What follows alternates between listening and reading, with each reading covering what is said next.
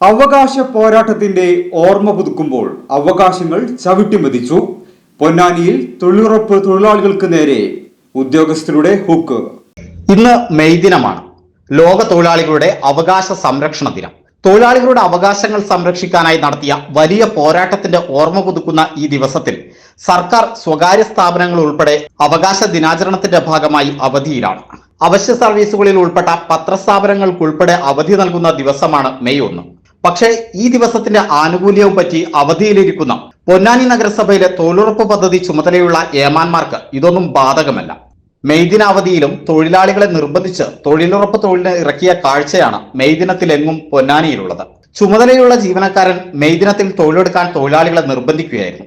അവധിയുടെ കാര്യം ചൂണ്ടിക്കാണിച്ച വൃദ്ധയായ തൊഴിലാളിയോട് അതൊക്കെ ഞങ്ങൾ സർക്കാർ ജീവനക്കാർക്കാണെന്ന് ഉദ്യോഗസ്ഥൻ അഭിപ്രായപ്പെട്ടുവെന്ന്. ഇക്കാര്യം അന്വേഷിക്കാൻ തൊഴിലാളി യൂണിയൻ പ്രതിനിധികൾ ശ്രമിച്ചെങ്കിലും പ്രതികരിക്കാൻ ബന്ധപ്പെട്ട ഉദ്യോഗസ്ഥൻ തയ്യാറായില്ല. ഇന്നലെ ഉച്ചയ്ക്ക് ശേഷമാണ് നിൽക്കാൻ വേണ്ടി പറഞ്ഞത്. ഇന്ന് ലീവല്ലേന്ന് വെച്ചത് ഞങ്ങൾ തൊഴിലാളി ദിനല്ലേ, ഒന്ന് നിൽക്കാൻ വേണ്ടി പറഞ്ഞു. തൊഴിലുറപ്പിന്റെ ആരാ പറഞ്ഞത്? നിഖില് സെക്രട്ടറിയോട് ചോദിച്ചിട്ടാവല്ലോ നിഖില് പറയുക. അതിപ്പോ എഞ്ചിനീയറുടെ ഇഷ്ടത്തിന് പണി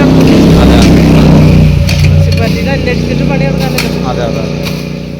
ഓരോ വിവാഹവും സ്വപ്ന സാക്ഷാത്കാരങ്ങളാണ്. മറ്റു ചിലത് കവിത പോലെ ഹൃദയം, ചില ഉറച്ച നിലപാടുകളുള്ള ചേർത്തുപിടിക്കലുകൾ, കടലോളം ഇഷ്ടം കാത്തുവച്ച പ്രണയ സാഫല്യങ്ങൾ. അങ്ങനെ അവളുടെ സ്വപ്നങ്ങളെ, നിലപാടുകളെ, അതിരുകളില്ലാത്ത ഇഷ്ടങ്ങളെ ഉൾക്കൊണ്ട് അവൾക്കൊപ്പം നിന്ന ഫാമിലിയുടെ സ്വപ്നം കൂടിയാണ് ഈ നിമിഷം യാഥാർത്ഥ്യമാവുന്നത്.